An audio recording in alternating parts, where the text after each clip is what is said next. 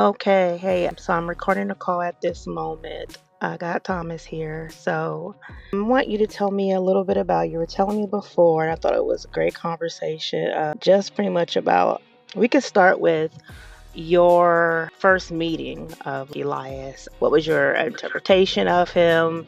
Have you ever been around anyone that was autistic? So just like in general, your meeting with him, and then we'll go into he and I and you.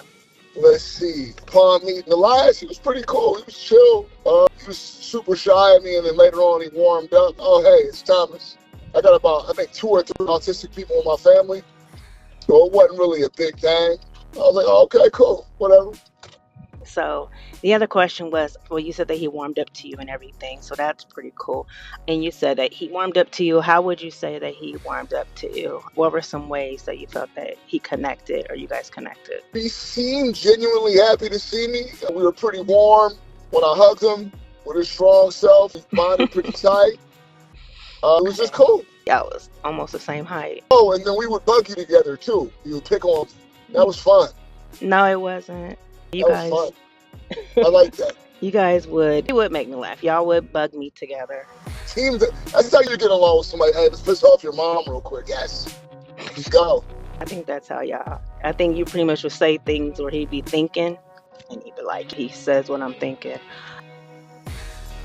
We're just getting into, oh, well, we already just pretty much talked about how you guys were pretty much having a good old funky time, making fun of me and stuff, and Elias, well, you guys enjoyed it, but it kind of helped your bond because he didn't have a brother or anything, so you would be a jokester with him, so that was the fun part about it, how y'all could annoy me. And so the next part then, what I want to get into is, how would you, not so much as rate me, as how do you feel I did as far as the mother, as his mother? What were there some things that maybe that concerned you, or some things that maybe you thought were I did well? What were some good and maybe some things, if any, that maybe concerned you? No, you got your situation good. House was clean. He was cool. Everything was sharp. Took care of him pretty good, I'll say. Right. Yeah, you had him together. You had him dipped up and pressed down. Right. And then how about our relationship? And do you feel like I set up probably a situation where you were able to get to know him? And I don't know where we were pretty much going in our relationship and everything, but do you felt like a situation where you felt like maybe you would be so much of a father figure to him, or we can grow together with him? Did you see as someone where you could pretty much build with him and bond with him for long term?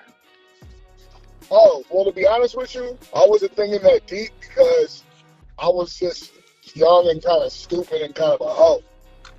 So what I will say is I liked the little guy a lot. I didn't have any issues with him because he listened to me. I think he listened to me more than you, which is kind of interesting.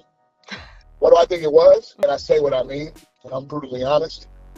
And I wasn't.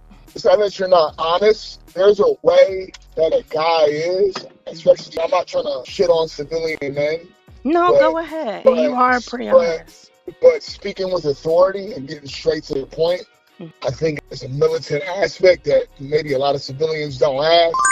And so I'm not saying I'm the hardest guy on the planet, but what I am saying is I get to it. And I think that sense, whether it be at my work, whether it be with my family, I'm kind of just, hey, what are we doing here? And I'm not trying to be mean, but I try to do the same with the women in my family and my ladies' family, right? So the kids to do something, but it's different when I say to do it. They're like, oh shit, I better go do it. So you're saying the communication style, you felt like with him, you. I think when you have a dude that's in the masculinity and God, the voice carries a different way than when you have somebody when you're a woman. And I'm probably gonna get a lot of shit for that, but it is what it is. But it is like I'm not. There will be some flack and some slack that you may get for that. And with an individual with autism, there's I think for me, I was trying to introduce people with pretty much with just how it is with raising him, because there were some ways where he wasn't as verbal or he didn't really know how to explain himself, and then we're just introducing him to people. So I wanted to make sure that everyone understood his way of thinking or how he's seen the world, and not just think of him as just so typical. But it's kind of like you came across how my dad did. Was ain't nothing wrong with him. I'm gonna just talk to him. I talk to him when I Yeah, talk he'll to be him. fine. He just thinks a little different. He'll be fine. Nah, actually, I told you I was a paramedic to mine at one point, right? You were what? I was a paramedic to mine at one point. So a paramedic to mine is basically a teacher's assistant that works with kids with special needs, primarily mid to high functioning autism. If they're too low autism, they'll typically send them to a special school for that. Their autism is too extreme, but we deal with mid to high functioning to moderate autism. That's what I call it, a paramedic to mine. And so Didn't know you had did nope. that was a little after Elias. And so that's one thing I know is true. If I was talking to an autistic kid and the teacher was saying something, the teacher really didn't care. But if I said, hey, man, you know what time it is, right? And it was like, all right, let me go ahead and do it. That still test you because you're not their mom or dad necessarily, but then you get to a point to where you hit them with the consequences, but you also still being understanding. And you gotta be fair with the consequences, right? I'm not gonna, for instance, when I was a paramedic to mine, I may have to discipline another kid for, or counsel another kid for, versus what I would with an autistic individual is completely different, right? You have to do it based on their understanding level and where they're at. Well, I will Right? say that y'all had a good, that was real jovial, and I think that's one thing that's important to me is that it was one thing that people mean do your whole thing with me, but how can you have a relationship with him? How can that work? Because him being the only child, how can you help me with him and everything? I mean, you didn't live that close to me. You probably lived about an hour and a half away from me. So when we saw each other, we didn't. And so do you think that at that time, do you think that with us seeing each other, not being able to see each other when you were there, do you feel like, because there were times I usually wasn't able to go out and do things with you and everything because I really didn't have a babysitter, wasn't able to be out much and everything. Do you think knowing that had any bearing on as far as intimacy, as far as being able to go out and my limits and my limitations because of him or private time? Did you find that frustrating at all with dating me? Not really, because you gotta remember at that time, if I wasn't working my other job, I was bouncing at clubs, right? And so I'm perfectly fine with staying inside because I'm around fucking bars and clubs and shit all the time. So it's like, yuck. And so when you would be like, let's chill, right? Cook some food, smother some shit, or some pork chops, call it a day. Let's say, you know what I mean? That wasn't a thing to me. I didn't really need to be out like that. And you got to consider the fact that I'm ex-military to ex-Navy, right? So being drunk at ports in and out And of being around bars people, got real old after 4 years of doing that. So for me, it hypervigilant was like, too. What so about for me, I was intimacy just, then? intimacy, what do you mean? Like between Intimate. me and you? Do you think that me having any lies to him? Do you think his boundaries crossed any type of times from what you recall or anything? Did you find that I him? don't understand what you mean by this. Did you find him being in the way or interrupting us or any type of us time or anything like that? Because usually those with autism don't understand boundaries and always in your way. No, Mom, well, you would probably do that mess more to him, just being a little punk. But Elias even laughing. But no, so you saying yeah. no, you didn't? I didn't get, no, it wasn't really a thing, man, because you gotta remember, I don't know what the rapport was like with the other dudes you've talked to before, but with me and him, when I was there, he was pretty like, I'm gonna do my thing, you can do your thing, and then we would still mess with you and joke around. So our rapport was so different, and most of the stuff between us was pretty relaxed, where I didn't really have to worry about it. There wasn't much to worry about. When it came to our alone time or whatever, when I spend the night over and he would be in his room, it wasn't a thing. It was chill. What do you think would be the hardest thing for someone if someone has not dealt with, if someone is going to be in a relationship with someone who happens to have a special needs child and they've never dealt with someone who's had a special needs child, they don't know anything about it, and they're kind of apprehensive because of all the, especially if they're nonverbal or if they need all these schedules and they need a lot of attention and everything, because I still have to do a lot for Elias right now. And they're kind of, I don't know whether they have an empty nest or they don't have any children, or just maybe they're just really typical. What would be your advice for someone if they're asking you about it? Look, I don't even know if I want to date this person, because sometimes love isn't enough. You love somebody you care about. So I think I heard some that say, well, if you love someone and you care about them, it shouldn't matter and everything. But sometimes love ain't enough. If you ain't feeling it and if it's not going to be something you want to be right for that family, what would you say? What would be your advice? Because some may be on the fence at this point. What would be some advice as a man that's probably, I'm asking you as a, There's no advice you can give somebody as a man. If their ego won't allow it and they have too much ego for it, or maybe they're worried about. So me, I've always been I don't really give a fuck. not I could care not less. ego, but if they're Oh, afraid hear that me out. it Hear me won't out. be Just okay. If it not hear that me it won't out. be okay. Okay, go ahead. Hear me out. Okay. So I think what stops a lot of people this is, okay, so it's hard enough for most dudes to be like, who is this kid? This kid isn't mine, and I'm with this lady, right? So there's that part of it. Women with Like, kids. right. So now we got a woman with an autistic kid. That's an extra layer on that. Right. So some people get in their feelings about that, or worry about how they're perceived, or maybe they may be like, I don't want to necessarily have to deal with this kid. This is somebody else's kid. There's two things that have to happen. One, you have to be ready for kids. And then two, the ego part needs to go away, right? For some people, they may not want to be seen walking around with a kid who has autism or any other developmental disorder, right?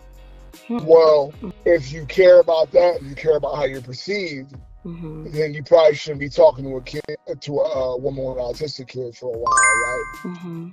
I don't really have that, and that wasn't really a thing. I've always had a very fuck the world mentality. So that, for me, it was chill. It was like, oh, all right, cool. What about all the work that goes into it? So I know, so statistically, the divorce rate of when that diagnosis happens for married couples, the divorce rate is high, right around 3 years old, 4 years old. A divorce happens, and it's typically because it's too much for either the mom or the father. And that's usually what they say when that diagnosis happens. Somebody, whether it be the mom or dad, disappears. It's too much for one, because a lot of things happen. Any marriages, you really go to someone takes a back seat, because it's not only that there's a child coming in, but that you got 5 people coming in at one time. There's a lot of work that goes into it, and it just can be heavy. And sometimes the ego is there, but it's a lot. It's one thing to have a child, but I'm saying that extra layer, and some people probably don't even have the energy for all that. It's tiring for me. So that's my thing, even if it's not an ego thing and it's maybe not being seen and with that person, but maybe they're just like, this is just too much. I don't know if I can handle all this with the kid, and I got my ways. How would they tell this person if they really want to deal with them and everything, but they just don't think they can do that? And they're just on the fence about it. So my honest breakdown on that situation is this. I think that most people nowadays, would you be with that person, or would you walk away? Would you figure it out? Are selfish in general. Hear me out. So me and my cousin were talking about this actually, because I have my 7-month-old, and then he just had another kid recently too that's about to be a year old, right? And so a lot of his wife's girlfriends who had kids, and a lot of his homeboys who were having kids as well, they end up breaking up through the postpartum stage, and some of them didn't even make it through the pregnancy because your wife's feeling different. She's talking to you different now. You got a baby crying if you lasted long. Yeah. Most people aren't ready for just that level of responsibility. Like, what? This is too much. Right, and that's just without the autism, right? And so we live in a time where it's not till death do us part, it's till you're no longer convenient. You know what I'm saying? And so, wow. I'm being real with you, and that's for both parties, whether it be the man or woman. It's not till death do us part, it's till you're no longer convenient. And so, with that being said, I think that autism makes it a little bit harder. Thanks. Autism makes it a little bit harder, but let's be real. Most of the individuals that left while their kid was autistic were probably going to leave at some point anyways, whether it be with the autistic kid or 12 years down the road with normal kids, right? Why? Why do you say that? They were going to leave anyways. Why do I say that? I say that because civilians are addicted to pleasure. And so as soon as the commitment doesn't feel good anymore, you guys break up. It's a me, Therefore, me, me thing. I as soon as it doesn't feel good anymore, not realizing that your grandma or grandpa who were together till they died probably hated each other at one point, right? It's cut the shit, but they honor their commitment, right? And so autism can make it harder, but also my family members, individuals, those old people are still together with their autistic kid. One of them died, of course. Well, both of the parents of one died, of course. The other autistic individual, my cousin Sean, she died. She ended up dying before the mom did, but the dad died. My Aunt Priscilla, her husband died long before. I never really got to know him. But the point I'm getting to is a lot of those couples that I know stayed together their whole lifeline. Long, my Auntie Barbara, all those individuals, right? My Aunt Bushy and Aunt Leroy. That was unfortunate because they both died.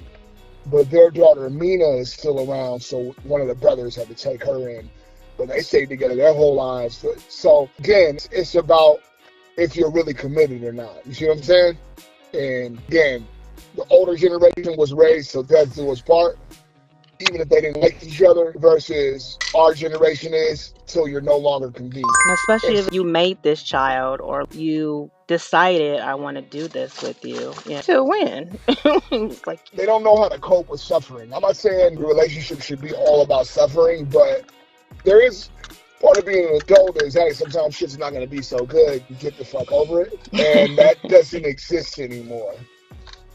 That is null and void. That does not exist. That is the art of stoicism and the art of feminine commitment is dead. and it's unfair to the individual with autism because it's not that they wake up and choose to be that way. Some of them can do their thing, but it's not like they're. And I think if people would understand that, look, they're not doing something to you. There are people that really take it personal. They're doing something to me. They're making, and it's like, bruh, if they can turn it off, if I can turn them off, like, come on. And in some cases, autistic people know how to manipulate too. Could Yeah. be, but understand that don't take it personal. Understand that this is the level in which they think on. They don't understand what they're doing fully. They don't have a real grasp of what's happening. You know what I mean? It's right. It's a very fine line. There is some not full on, like you're right. There's that I see how they work, but then it's only because they're learning behavior because they study things, and they are repetition. That's what it is. When you're like, Yeah, oh, but they it's still learned from a that early limited on. mindset. Oh, when I do Right. this, I get this. When I don't do this, I got it. That's really what it is. Oh, note taken. So, well, no, I appreciate you doing this. Thank you for taking the time. I thought you had some really harsh stuff to say because you was talking earlier about how I was acting, how you felt about me parenting. Nah, how you said before about me parenting him and stuff, and how I was Like, acting and getting at him. your parents was cool. And In terms of moms, stop being. like you weren't You ain't gotta be unjust. scary. You were, in terms of moms, you weren't unjust, You said I was and you were. strict. That's what you said. You have to be. You're a single mom with a boy that is potentially going to be bigger than you, so it is what it is. But you were strict because you still had to have him on a routine, and I understand that, right? But you weren't strict in terms of not talking nicely and not being nurturing and not like you weren't cold. You just had to have order to things, right? Because he has a different need.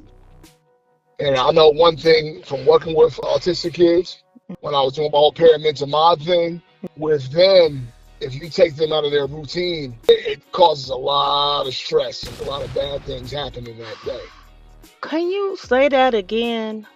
The smallest things, you take them out their routine. Exactly. So you gotta, if you take them out their routine, it's a big deal, right? But I know that from working with a lot of special needs kids, man. So I Yeah. get it. A lot of people that I've dealt with now are actually working with special needs kids or they have a special needs child. It's so crazy. And I'm going to be having them talking on my channel and everything. There's two girls that watched them when they were 12 years old, my little babysitters. One of them, she has two kids now, but she went to school and have her master's in special education. But she was like, I know all I know, went through that line of work because of Elias. There's one of the other 12-year-old. She now has a child with autism. There's another one, my cousin, who literally was there for me in so many ways throughout. Always was the first one that would look after my son when no one else would. And her third daughter now has autism. She was like, girl, if I would have never been there around your son so much, I wouldn't have even understood. So it got me to really wanting to do this platform even more and more, because I'm not realizing how much I'm touching people and how much people do need this. And my stuff be real, it just be out there. And you just never know the reasons why. And I know these questions, these situations, dating, and trying to find your person that really gets it and understands. Because this is lonely out here. It's lonely. You're trying to date. Nobody wants to invite you to birthday parties. They don't get it. So it's really, I want people to understand this part of it. It's all about the family you got too, because we made sure we were pretty inclusive with our autistic people in our family. We were like, what do you need? How you need it? What do you need us to do? Where do you want us to go? That does make a difference. He's the first in mine. His dad's family, now there's two. Probably thought there was some other ones up in there just undiagnosed, but for the most part, it's him and his cousin now. His little cousin, she's probably 2 years younger than him. Then that she has it, but it's now understood. But immediate family, they was like, "What is happening? Why is he so bad? Why is he acting out? Why is he hitting things? Why is he not talking? Why is he running off? Go get him." Why? So, but now they get it. All right. Well, I'm gonna let you go. Thank you so much. Have a great evening. Oh God. Have a great evening. Lion says hello. What's up? Lion says hello. All right. Good night. Thanks again. Hey. All right. Bye.